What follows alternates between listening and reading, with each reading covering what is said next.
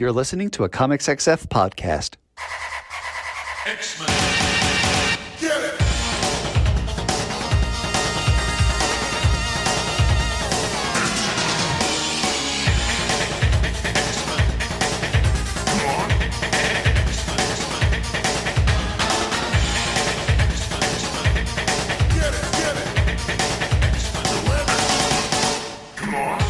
Hey, webheads, and welcome to another exciting episode of Battle of the Atom. This is your weekly X-Men podcast where we rank every story from A to Z. Thwip, thwip, I'm Adam. My spider sense is tingling, and that must be because I'm the bad boy of X-Men podcasting. It's Zach. I love that. Hey. Yeah. Hey. Adam, here's the thing that I've been thinking about. There's been a bit since we last recorded because of, honestly, nothing bad happening, just life getting weirdly busy and also us panicking that we lost an episode. Yes, but we did get the episode back. It did come out, and then other life stuff got in the way. Honestly, literally just like we have children and scheduling can be challenging sometimes. Sure. But while we were dealing with adult problems, do you know what was going on, Adam? Well, I believe way across the United States over in California, there was San Diego Comic-Con. San Diego Comic-Con was there, and Adam, we've got so much hot X-Men news to be telling people about San Diego Comic-Con. You know, Tony Daniel and Chris Yost are doing a book where the pitch is the X-Men are superheroes again. They're not just Aren't you superheroes. They are billed as the maximum X-Men. I believe my joke on Blue Sky was Ron Howard voice. These X-Men are not actually maximum, but they're replacing the Avengers. Look, I've read Marvel Comics for a bit. The Avengers as a entity haven't actually been the center point of the Marvel Universe since Secret Wars 2015. Mark Waid didn't get him there. Yeah.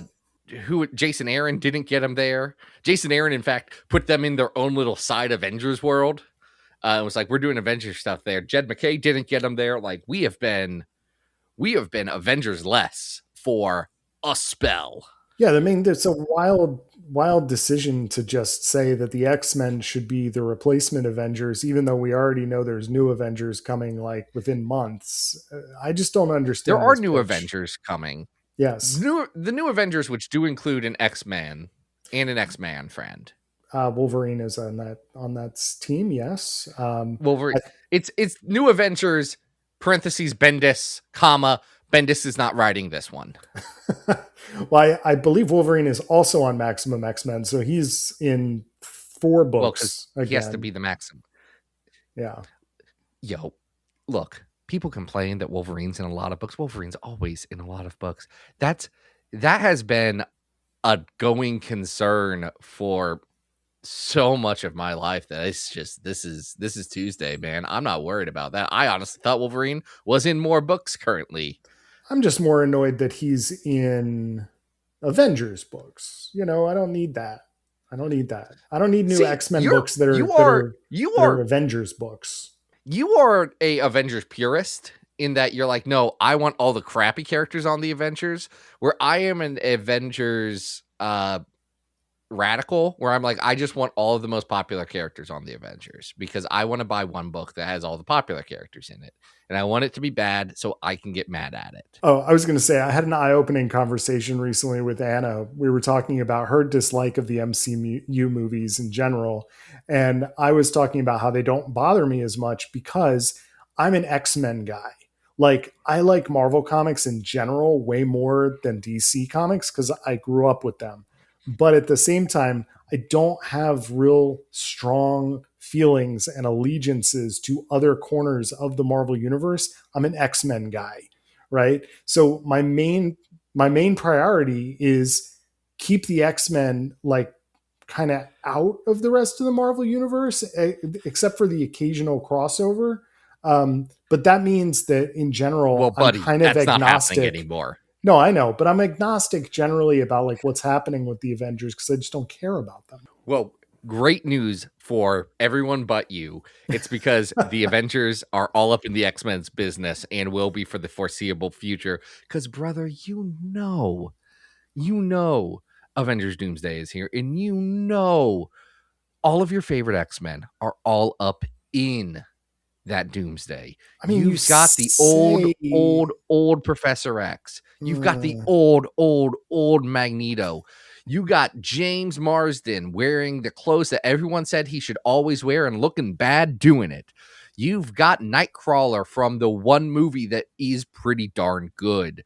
You've got Mystique, but not the good actress playing Mystique, the model playing Mystique. And there's going to be some people who be like, Rebecca Stamos is not a better actress than Katniss Everdeen. Here's what I will say: if you have never seen, objectively not true. If you've ever seen Rebecca Romaine on the Paul Scheer like NCIS CSI parody comedy, which is called NTSF, she is very, very funny on that. But that is not the same skill set as required to play Mystique, who is weirdly like overly clothed in this movie. That's been a controversy this past week. Controversy to who? Besides people who are like, you guys didn't get the note that the part of Rebecca Romaine Stamos being Mystique. And by the way, I do not know if her and John Stamos are still together. That's how she was credited in that movie, and I never thought of her as anything else.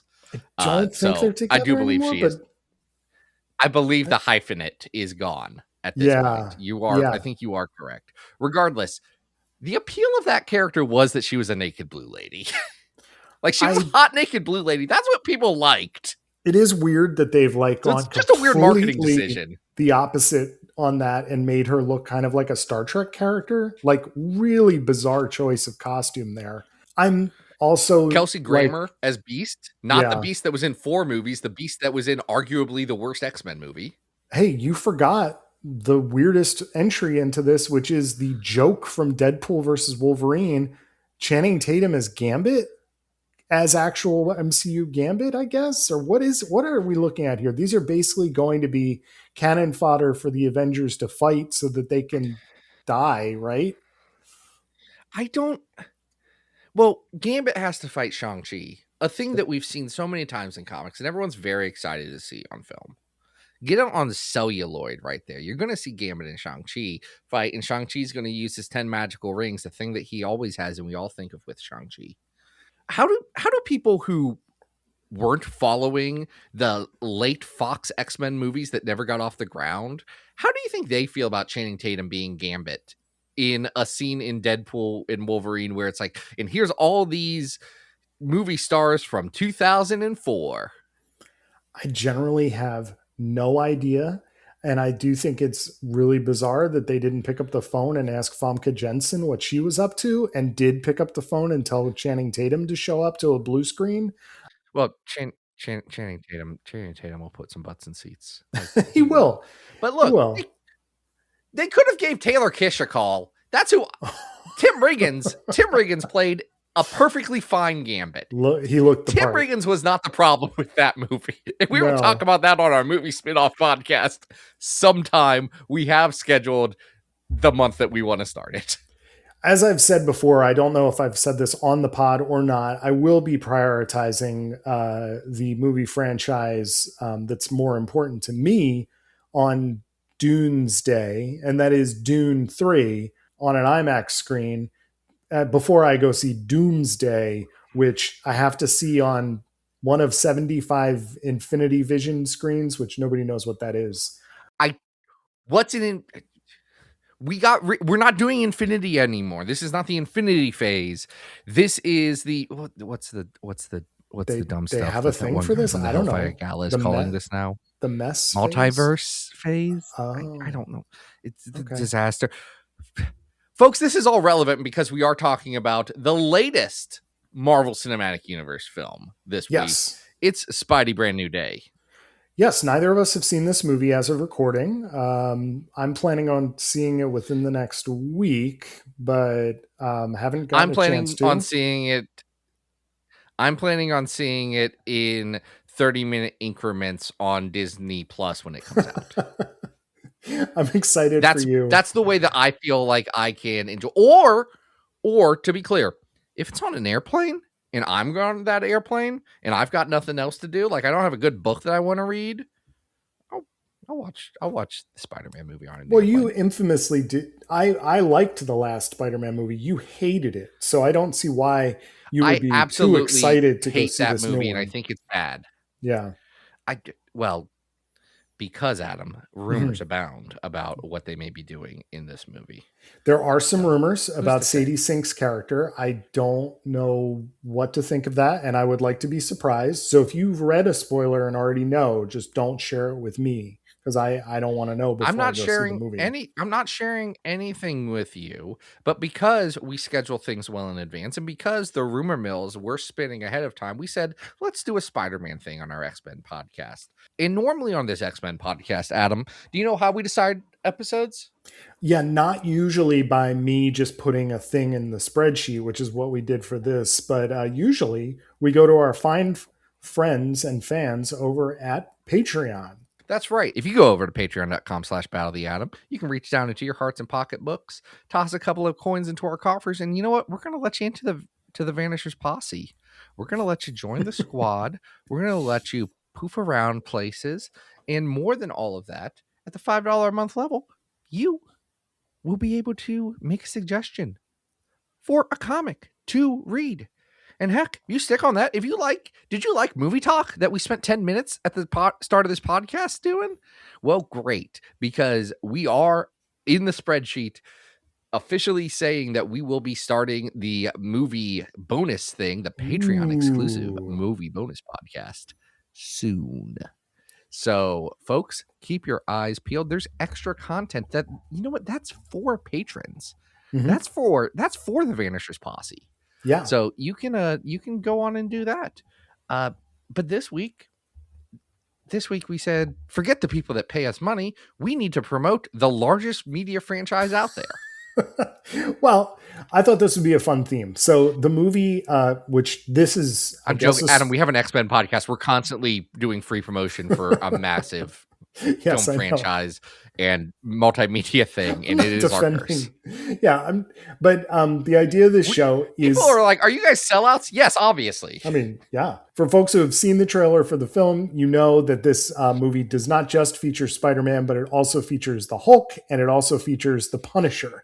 So what we've done is selected 3 stories, each of which features the X-Men interacting with one of those characters. So our first story is going to be an Spidey X-Factor story. Second one is going to be Hulk X-Men. And the third one is going to be Punisher Wolverine. We are going to start this week with Amazing Spider-Man 282. For folks who collect them, this is one of the 25th anniversary covers with the frame of superheroes around a character's portrait. This one's drawn by Rick Leonardi. I will say I was pleasantly surprised when I pulled this up and I was like, hey, look at that. I recognize that cover treatment. Yeah, I mean, I have seen this cover many times. It is Spidey in his black symbiote costume. But it is Rick Leonardi on pencils, Bob Layton on inks.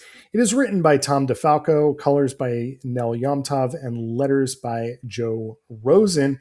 And basically, this is Jonah Jameson's sicking X Factor on Spider-Man. So here's the thing about J. Jonah Jameson, and this has been oddly consistent throughout his entire publication history. J. Jonah Jameson does not believe that mutants are bad, and he does believe that mutants are unrightly persecuted. Yeah.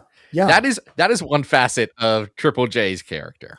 J. Jonah Jameson is a civil rights activist. He just explicitly hates Spider-Man so much. Just hates Spider-Man. And, he sees the I think that's the most beautiful thing about the character is that he hates Spider-Man specifically. Everyone else he's mostly cool with. He has a few things about masked vigilantism in general, but mostly he's like, that's Spider-Man. I love him. I love him.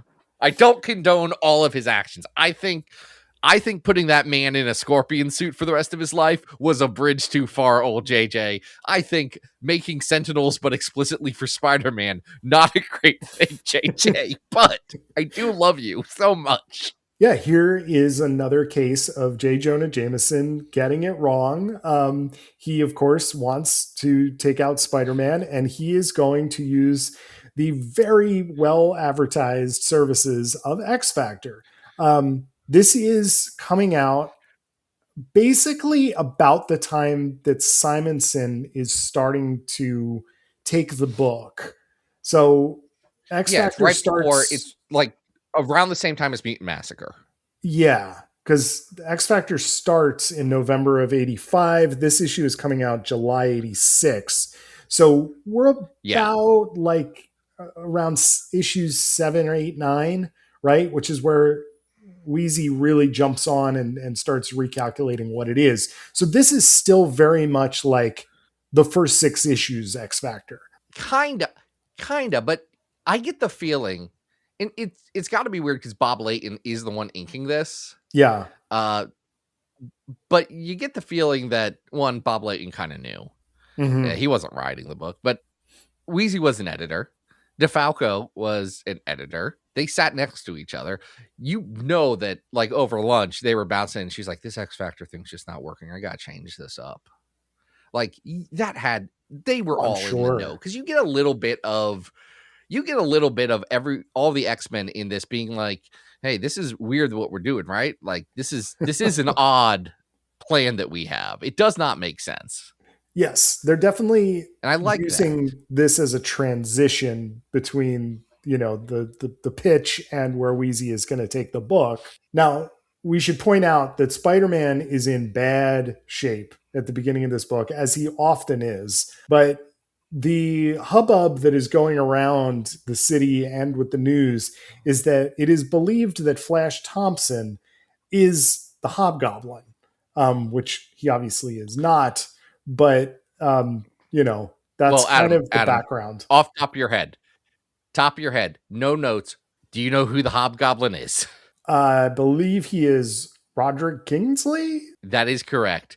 I do not know enough about the Hobgoblin saga to know if at this moment when this comic came out, if Tom DeFalco thought that the Hobgoblin was Roderick Kingsley, because I'm pretty sure they were still going with Ned Leeds at the time until they had to make a pivot, because they were like, well, everyone knows that it's Ned because we wrote a half decent story. They're like, well, we have to find someone else.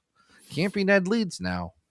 A little confusing. But Spidey's beat up. The Hobgoblin story's a mess. Oh yeah. Spidey's beat up. Mary Jane is worried about him. And yet, Spidey's just worried about his buddy. He's got to get back out there. And unfortunately, his best friend / bully, Flash Thompson. Yes. X Factor is there, but they aren't X Factor. They're just like Cyclops, Marvel Girl, Iceman, Angel, and Beast. They're not wearing the X Factor costumes. What's really interesting about this, when they go to JMO, no, they're wearing the.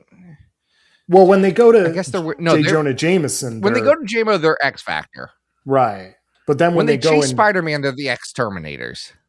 Yeah, and they're basically like, wait, no, isn't it the other way? Aren't they? No, let's make sure we're talking about the same thing. The X-Terminators is like them in jumpsuits, right? Ghostbusters. Yeah. Yes. That's what they do with J. Jonah Jameson. But then when they go and hunt Spider-Man, they're like, well, Spider-Man kind of knows who we are. So why don't we just like go hang out? Like, let's go like be ourselves. And he'll be like, talk to him. Yeah. And that does not work so well because as we know from past continuity, Spider-Man usually kicks the crap out of the X-Men. Specifically the Silver Age ones. Spider-Man, and this is his book, but Spider-Man tries to get into a fight with them because they're like, hey, are you a mutant? We don't think you're a mutant.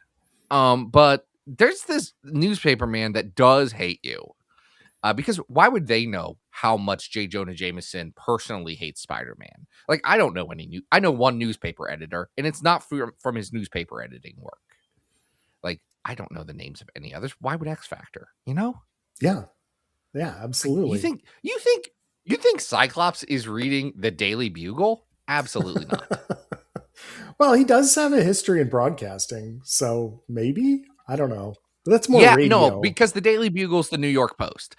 Yeah. So let's be explicit about it. Cyclops doesn't read the New York Post. No, that's true. He's a It would be Times guy. beneath him. It would be beneath him. But this obviously And if doesn't work. anyone is going to be like, actually, Cyclops would read this obscure leftist New York newspaper. One, I don't live in New York. And two, Cyclops is not that cool in the 80s. Very true. So there's this kerfuffle because like Spider-Man's, he frankly just seems concussed and he's not doing so well. So he's like, wait, why are the X-Men fighting me? What's going on here? And what I love about this, I don't even want to fight. I don't even want to be Spider-Man. It's pretty funny. And then the X Factor guys are just basically like, this is kind of mean. We shouldn't be picking on Spider-Man, even though he's beating us up while injured. Jean Grey falls off a roof and Spider-Man webs her and catches her. Mm-hmm. And they're like, and then he passes out immediately. And they're like, okay, so you know what? Maybe we can be chill about this. And they just return J. Jonah Jameson's check. And they're like, look, we're not dealing with this. And that's all whatever. There's a nice scene afterwards of Iceman, who I believe at this time was in a cartoon with Spider-Man, being like, hey, sorry about that fight. We know each other from cartoons, but not from real life. So yeah, we'll be friends later. Bye. Two of us ain't that different. We could be friends. And all that's fine. What I actually love about this issue is nothing to do with the X-Men stuff. Yes. I think I know what you're going to say. Go ahead. It's the fact that Robbie Robertson is like, Jonah, this is deeply unethical and bad. And I literally will walk out the door and leave if you publish this. This editorial that you want to publish, I'll quit. It's fine. I don't need this job. And because he hands him his bathroom key. Yeah. Must be a true honor to have that bathroom key. But it's like you could take a poop where J. Jonah Jameson poops. Wouldn't you want to do that? What an honor. The smell of cigar smoke alone must be just a delight. But Robertson has been asked to actually pursue and write a nasty editorial about X Factor and what it is that they're doing. And Robertson's just like, no, man, like your Spider-Man hatred has limits. Like, we're not doing this. We're not doing this like Spidey is a mutant expose thing. Well, because here's what it is. They're both fully in agreement that X Factor as a group is disgusting mutant hunters and they're race traders. Robbie Robertson and J. Jonah Jameson are both fully aligned on that. But because they were chill, Robertson's like, something else is going on here. I don't know what it is, but we can't just blow up their spot right now. And Jonah, if you want to do that, get out of here. Man. Or I'll get out of here. Someone will get out of there. I like Robbie Robertson and J. Jonah Jameson. Yeah, Robbie Robertson is one of my absolute favorite Spider-Man characters. Well, it sounds to me like you and I both enjoyed this issue. I like that it's kind of got like just general amazing Spider-Man fun stuff, and then we've got this X-Men stuff in it. But it remains to be seen how this does on our big old list. Zach, what is that? That's the thing, Adam. We are ranking every X-Men story from best to worst. We have ranked 1,185 different X-Men stories over this time, and wouldn't you know it, a couple of them have been pretty decent. In fact, the best one's House of X Powers of 10. At number 300 is Larry Hama's Sabretooth miniseries. At number 600 is Excalibur Volume 3 Food Fight. At number 900 is Cyberforce / X-Men, and the worst X-Men comic of all time is 2099 World of Tomorrow. We've got some ASM on here, don't we? We have quite a bit actually, and I liked this, but I don't think it's like top of the heap. So I was going to say to start with Amazing Spider-Man 92 is on our list and like the 200s. Yes, but all the way down. That one's also, it's 298. That one's also a better J. Jonah Jameson Has Morals story. Yeah. So at 614 and 618, we have Amazing Spider-Man 161, 162, which is Spider-Man Nightcrawler Punisher. I think that's obviously better. Spider-Man versus Wolverine at 618. I think that's also better. I don't know. 624 is Wolverine's birthday. Amazing Spider-Man Extra #2. How do you feel about it compared to that? I think it's worse than that, but I do think it's better than Marvel Team Up 89, which is Spider-Man and Nightcrawler. I believe Yeah. they're at a circus there. Yeah, I think I agree with that. So we are in between 624 and 639. I don't think this is as good as 627, which is Man Thing #11, the Chris Claremont meta storyline Chris where he Claremont, writes yeah. himself into it. Is this better than Saga of Crystar Crystal Warrior #6 at 633? I don't know. I don't know. That's a very good question. It's not, is it? That's the thing. As we say it, none of us want to defend the honor of the Saga of Crystar the Crystal Warrior, but it is a better comic than Yeah. Amazing Spider-Man in this case.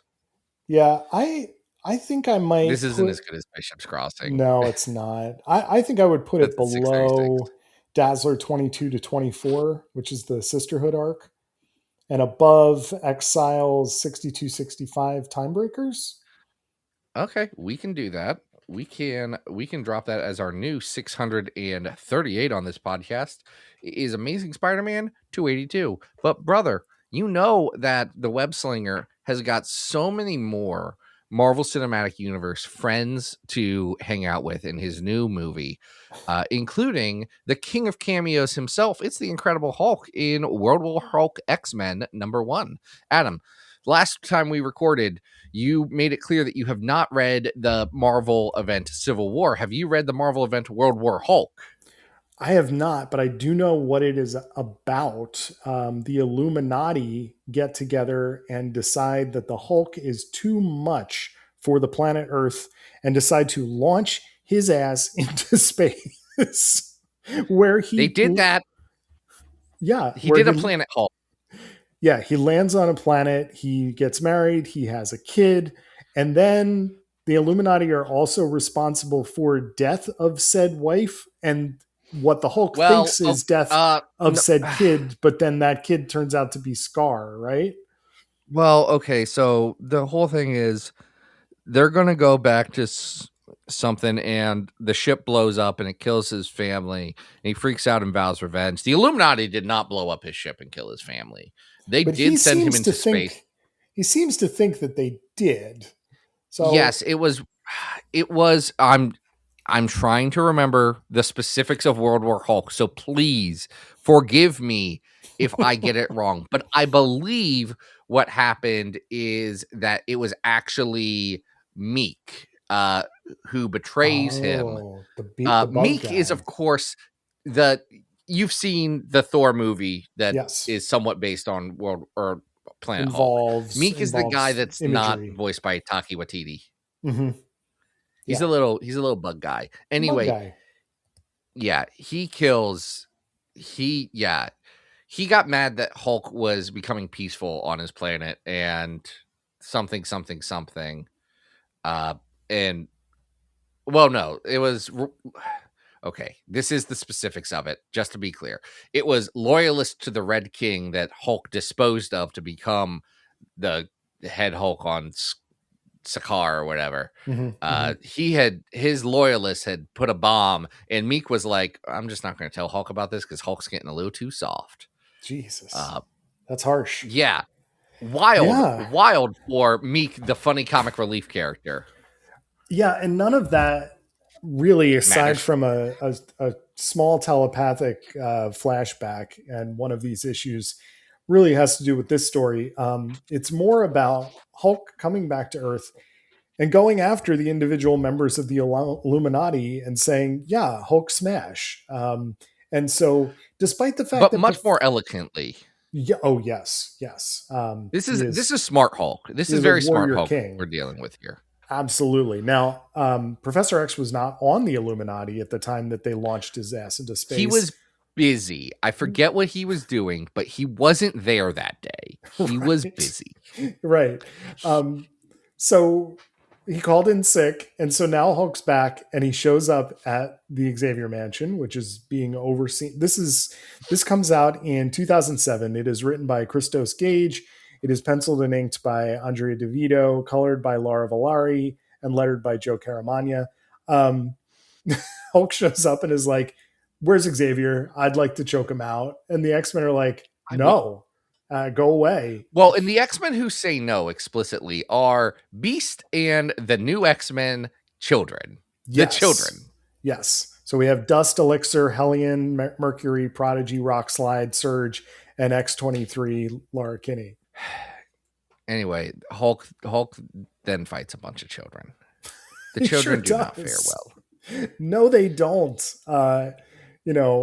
Rockslide is so excited to fight the Hulk, and I do love the part where like he takes Rockslide's arms off and throws him several states over.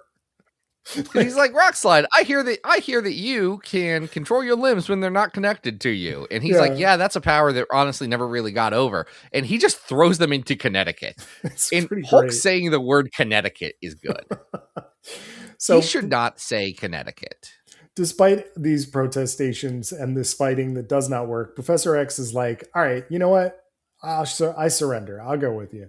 And, the Hulk is about to be like, all right, great, Hulk smash. And then the Joss Whedon Astonishing team shows up. Which was the flagship team at the time. Yes. And they're like, we want to fight you too. We're real adults. And anyway, Charles is like, no. Let me deal with this. Because they are historically not thrilled with Professor X right now. No. Due to the events of Deadly Genesis. Mm-hmm. And I guess Danger. Professor X was going through a lot right now. Regardless, Hulk just wants to know, hey, Professor X, you weren't there when the Illuminati sent me to space. How would you have voted? What would you have told them to send me to space too? Would you have agreed with this? And then everyone's kind of like, kind of want to see how this plays out.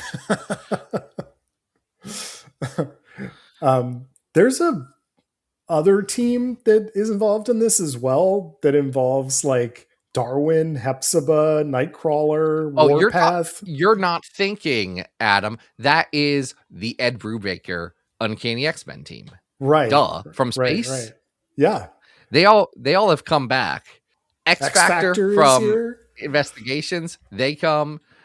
Excalibur, who this is the Chris Claremont Excalibur, but not that one. Mm-hmm. They come back, and it's the new Excalibur. They come and fight, and then in what is probably the most lasting consequence of this miniseries and the most regressive thing in this miniseries, Juggernaut grabs this the Crimson Gem of Sidorak and is like, "Hey, Sidorak, can you make me be good to fight the Hulk?" And he's like, "Only if you become evil again." And Juggernaut says, "Okay." Yeah. But we do get Juggernaut versus Hulk, and it is kind of fun. All this like, is a lot of action figure smashing. Juggernaut versus Hulk. No, I didn't Juggernaut say it was. Versus Hulk once fought like inside of eternity or something. Like that's. And Strong Guy is already also there. So like they had big guys that could have fought Hulk. I don't know. It is a giant fight scene. I do think it's dumb that Darwin is like, oh, I got the ability to teleport to survive the Hulk. I'm like, that doesn't. Darwin's a stupid character. I do not like Darwin. I never have and I never will. I like that he doesn't automatically have an answer. His body has to take a long time to figure out how to like avoid being killed by the Hulk. And that's what it comes up with, I guess. Colossus also gets his metal arms twisted, which presents an issue for like trying to heal him when he comes back into human form. There's all kinds of wacky stuff happening in here. But again, it's a lot of just bashing the action figures together. I wouldn't call this like really particularly like interesting story, but I don't think that's what this is supposed to be either. Well, you say that here's the thing. Here's how I feel about it. It is very dumb, but then it wants the ending of this to have so much pathos because what they have at the end is Mercury is standing in front of Professor X after Hulk has destroyed all of the other X-Men.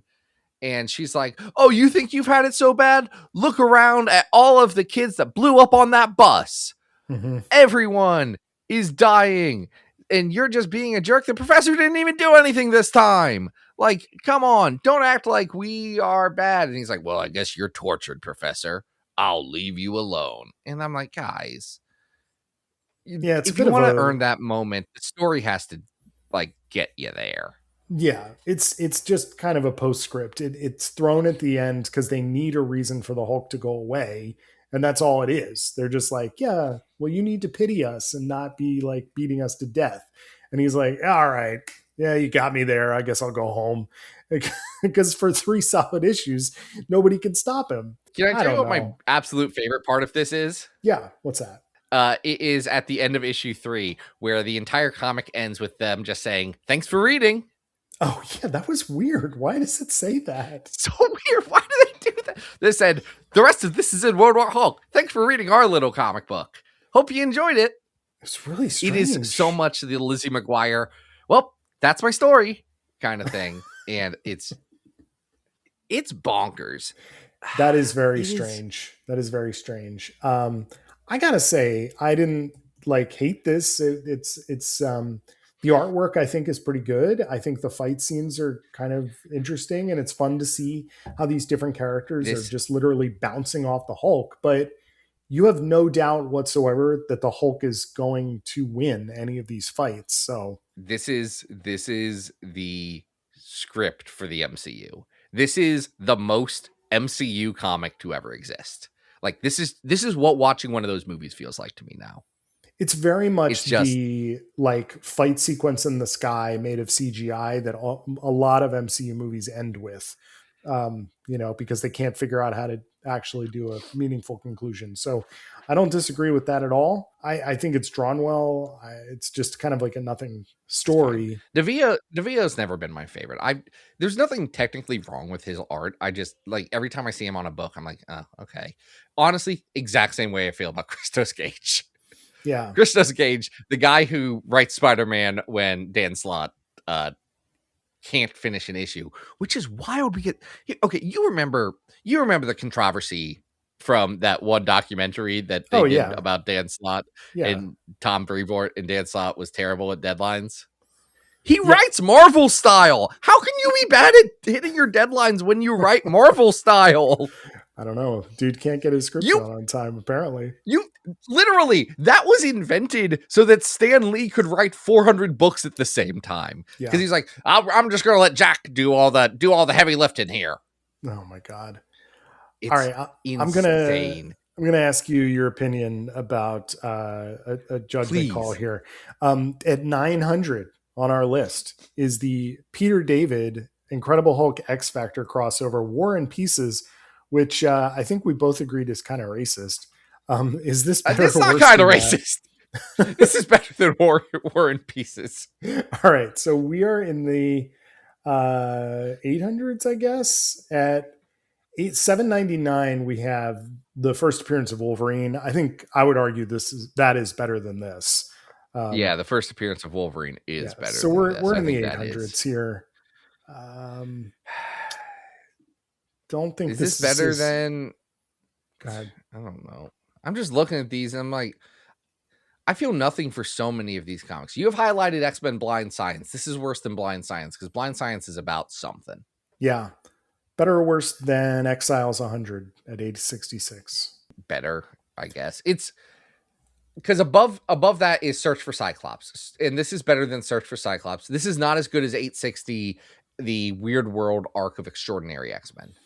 I would agree, but it's better than Gambit from the Vault at 862. Do you remember anything about that Deadpool story? Oh, that's a Gail Simone Deadpool. This is better. This is not as good as the Gail Simone Deadpool. Let's put this at 862. Okay, our new 862 is World War Hulk X-Men 1-3, and we have one last story, which we both agreed on the volume of Punisher, which is volume 6. That is the Garth Ennis Punisher. So hold on, folks. But we did shift from a later arc of this to a quite infamous one. This is Punisher Volume 6, 16 to 17, where Punisher specifically fights Wolverine and a very interesting group of antagonists who I want to get into.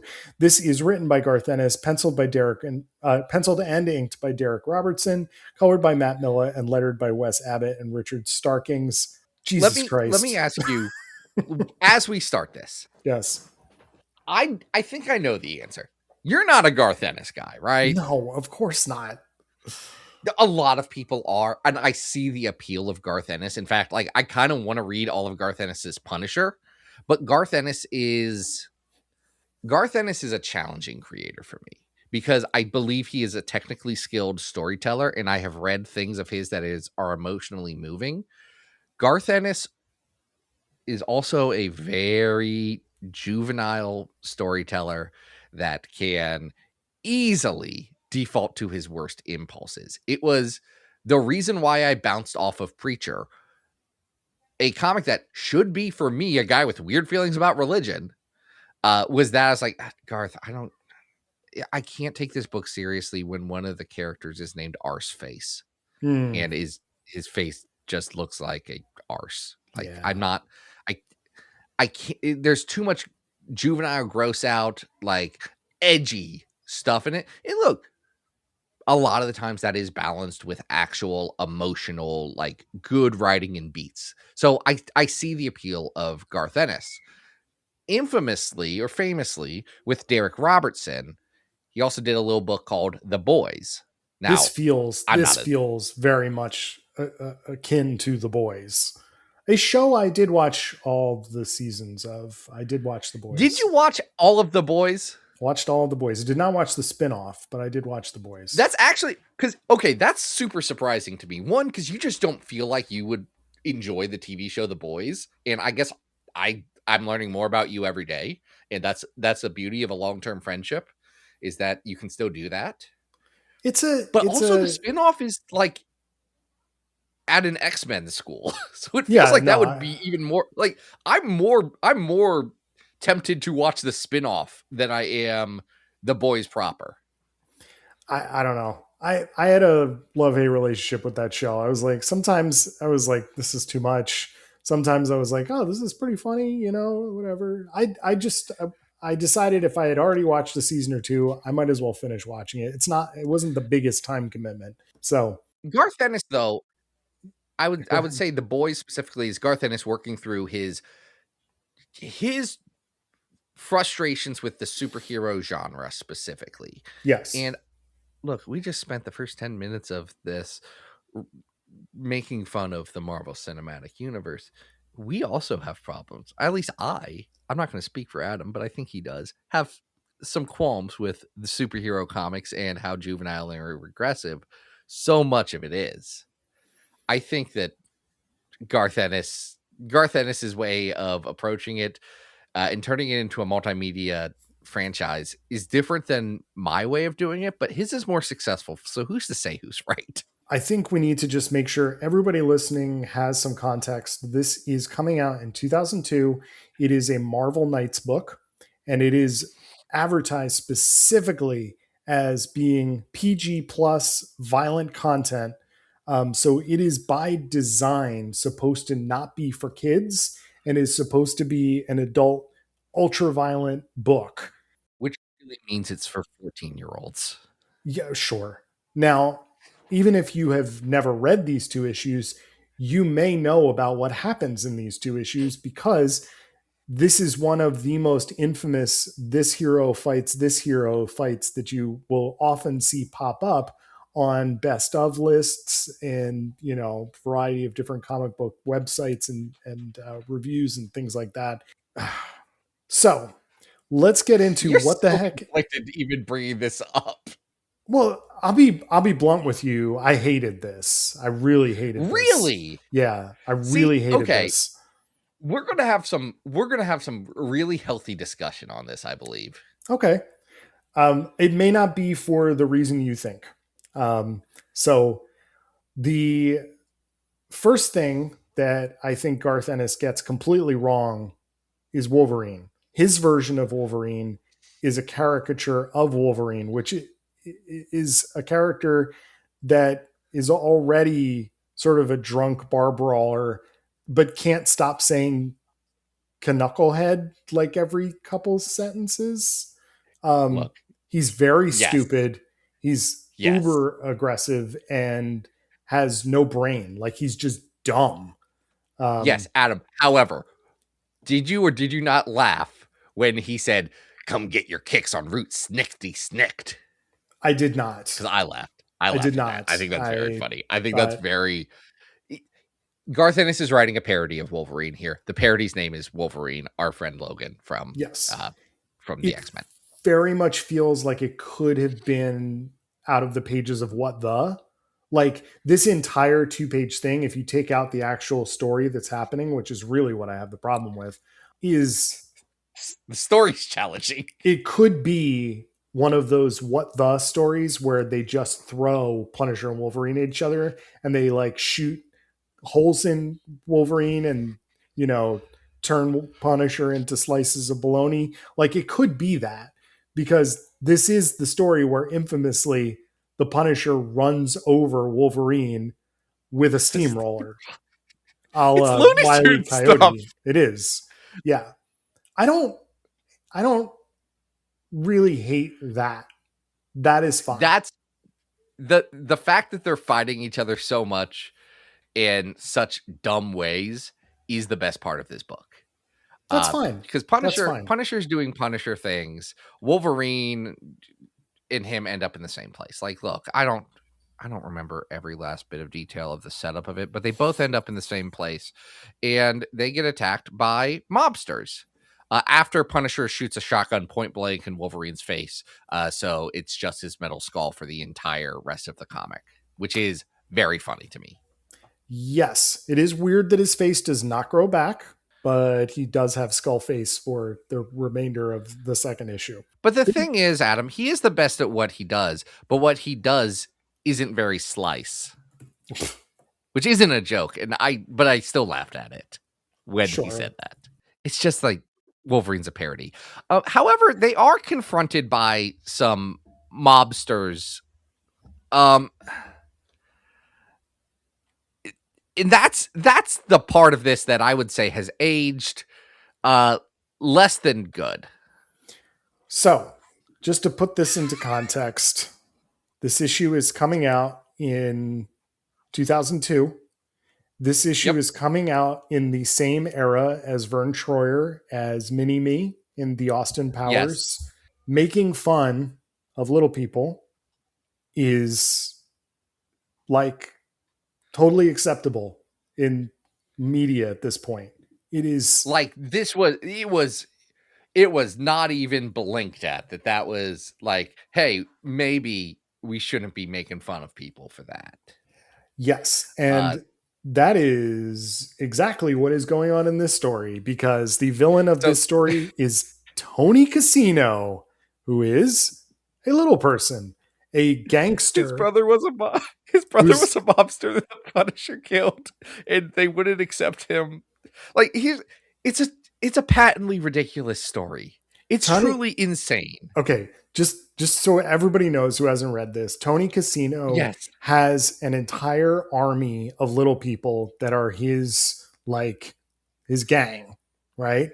So we know that their evil plot is to take hits out on existing gangsters and cut their legs off mid-calf so that they become little people too, and are dressed up as like court jesters and have to walk around on their stumps. And there'll be a race of slaves for the new kings of the New York underworld. Yes. And so what Garth Ennis has essentially done here is set up a grotesque situation so that the Punisher and the Wolverine can not only fight each other, but can literally fight a room full of little people for laughs. And that is messed up, Garth. Like, it's not funny. It's really, really disgusting, and you should be ashamed of yourself. It's so weird. Here's the thing. This is, to put context to this, in 2002, this was not all that edgy of humor. Like, that wasn't the edgy part of this. And that's just it's so weird to look at this. Like, how in the world did this get published? It's bizarre. This is such a bizarre comic. I'm laughing because it's so hard to wrap my mind around this thing. And I want to be really clear about what I'm saying here, because I don't think that it is impossible to write a really interesting, nuanced character who happens to be a little person. Like, honestly, would love to see something like that in comics. What's happening here is absolutely designed to be played for laughs every single It's a time it's on the bit. page. It is a bit, It's a even, bit. yeah, the bit of cutting the people's legs off is a bit. It is very much boys style humor that is being used here so that you can have scenes where Wolverine is clawing through a path of these guys and they're all flying through the air. It's not okay. It's You know? insane. This is such a weird comic. Yeah. So that is wild and like very common in early 2000s humor if you were not around for it. Look, people were pushing the envelope for shock value really hard, and this was the mainstream thing to do. Like, this is what comedy was. It's why so many of those 2000s comedy movies have not aged particularly great, because like shock humor was big, and Ennis is absolutely playing in that. Very much goes over the line constantly, and it's the stuff that I dislike the most about Ennis is like his shock humor tendencies. Like, that's Yeah. just not my thing. I would think there's even like a difference between what we're seeing here on the page and, like, let's say Jackass has a cast member named Wee Man, right? And like, obviously his stature is part of the humor of him being on that show and being kind of like thrown around. But Yeah, but he's a real person and he's friends with them. he's a real person and they are all doing it to each other and they're all friends. So Wee Man gets to take the piss out of the other guys too. So like, that's a different weird nuance thing that happens when you're friends with someone. You can make fun of them for things that you would not make fun of a random person for, or things that are not politically correct, as long as you're all cool with it. Everyone agrees with that. We all just understandably know that, and we're not weird about it. It is This comic's just so wild to me, man. beautiful covers by Tim Bradstreet, by the way, on And both of I'll these. say Derek Robertson is doing artwork that really fits the gritty, gross, like nasty, insane cartoon tone of this. Like, I don't think that this comic could work with a different artist. Like, even a little bit. It's Yeah. really impressive what he does in that. It's just the subject matter is. Do you remember when we did the episode about Silver Age Banshee? Yes. Yeah. And we were like, yeah, this is wildly racist against like Irish people. Mhm. And it was just like, it's such a bizarre form of like punching down Yes. that you just don't see anymore. Yeah. That it's nuts to me. It is nuts to me. And it's really a shame because I do think if you just had Garth Ennis doing an ultra violent like fight thing, parody, whatever you want to call it, between Punisher and Wolverine, that part of the two issues is really not that big of a deal. You know what I mean? Like, it's actually not something that we haven't seen before parodied and, you know, played upon in a variety of different ways. So I don't Punisher really does like shoot it. the shotgun right at Wolverine's balls, and that's Yeah, dumb, but dumb in very much a Jackass kind of way. That is kind of funny. absolutely. Yes. But I don't think we would be having the same conversation if this other part of the story was not the actual plot of the comics. So Wolverine then just get run over by a steamroller. Now, before we rank this, yes. Adam, do you know what the reaction to this at the time was? I mean, I can only assume that at the time this was considered like revolutionary. Yes, it was considered a bit of a classic. However, there was one individual in particular who was really concerned about the integrity of the character of Wolverine, Oh. as shown in this comic. And literally the soonest opportunity. So what, this comic comes out in October. The comic I'm speaking of comes out in February. Very much you remember when Brian Michael Bendis read Uncanny Avengers and was like, well, hold on, no, we're gonna Yes. deal with this because Yes. I don't agree with some of the things you're saying, buddy. Well, the writer of Wolverine in 2002, 2003 had some feelings about how his character was portrayed in that comic. You know who the writer of Wolverine was? In 2002. Buddy, it's Frank the Tank Thierry. I was just about to say Frank Thierry. It's the keyboard John Gotti himself. It's Frank Thierry.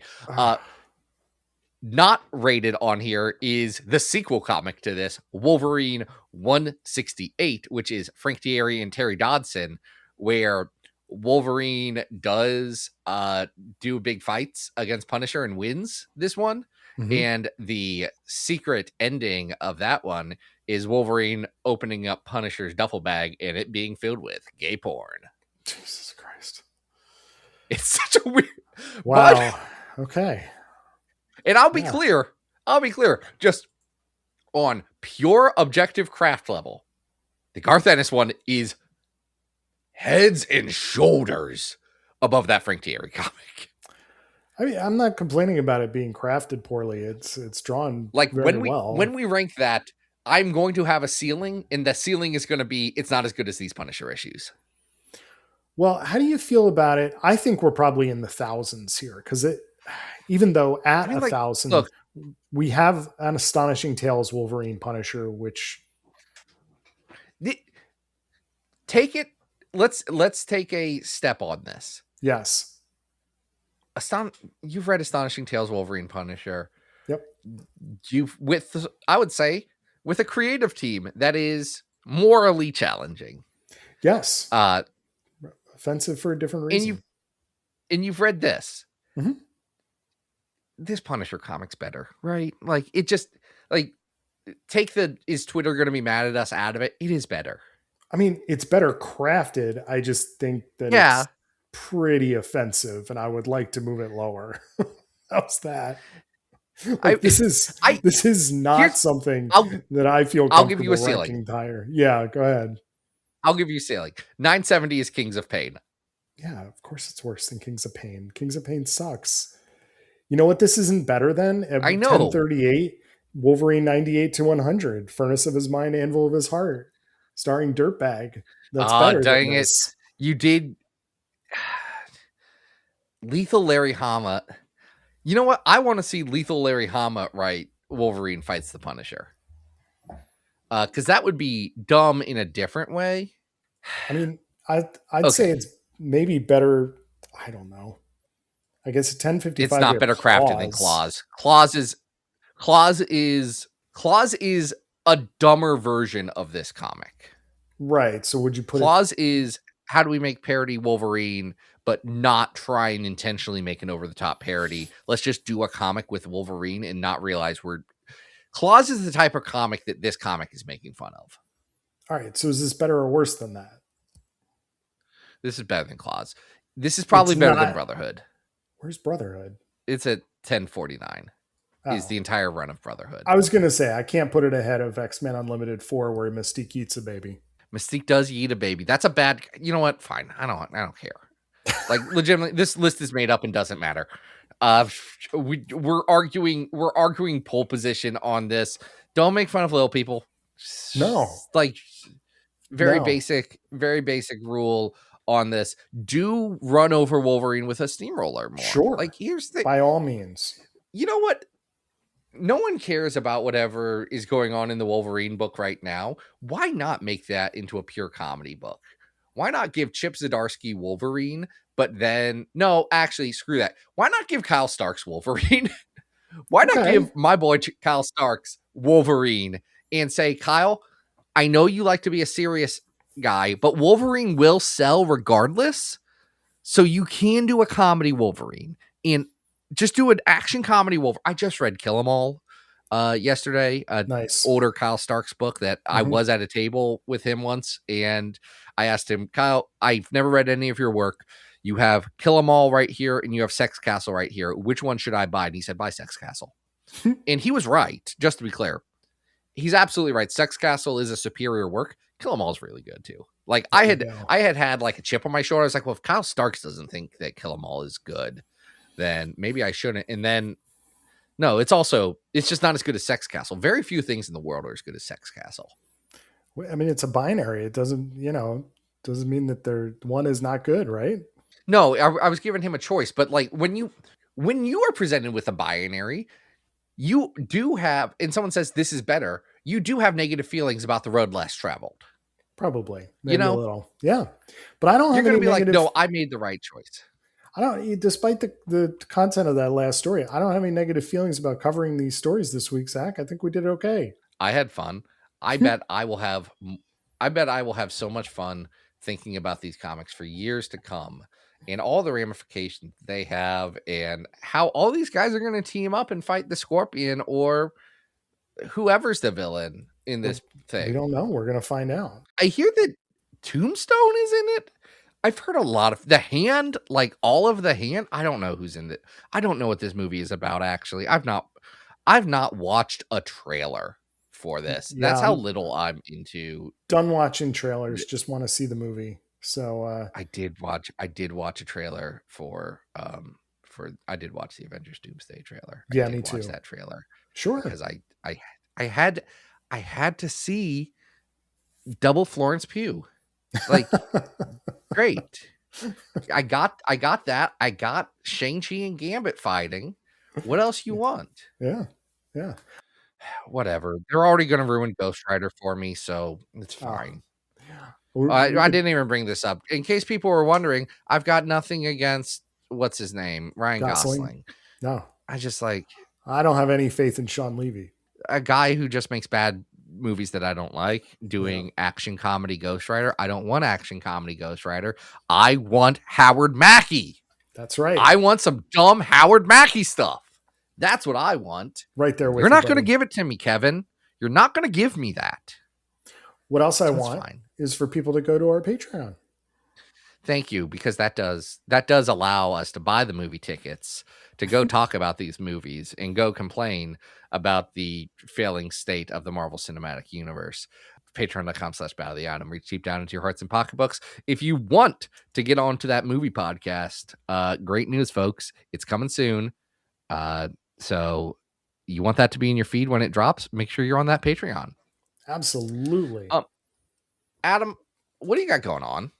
I don't remember if I plugged this stuff the last time we recorded, but the most recent issue of Uncanny came out. Austin and I did a review of that, so check that out. And we also did a big Comics XF team review of the Hellfire Murder. So if you missed that, go check that out. My friend Nola was in that. I was so excited. Yeah, Noah's jamming with us. I read that. Great. So go check that stuff out. You can follow Adam Rec at Blue Sky and Instagram. And Zach, what are we doing next time? Dude, I need a vacation. This has been a lot of Marvel Cinematic Universe for us to talk about. And I just need us to relax and have a nice, relaxing, vacation-y time. Sounds great. So we're going to do that. Yes. We will still have an episode. I just want to be clear. We will still have an episode. The episode will be themed around the idea of a vacation. Yes, X-Men are going on vacation. It's just, look, we've been busy. Some people might be like, well, I guess they're not having a thing, but joke's on you. We're going to be there for you. But until then, this has been Battle of the Atom. We hope you survived the experience. Get it!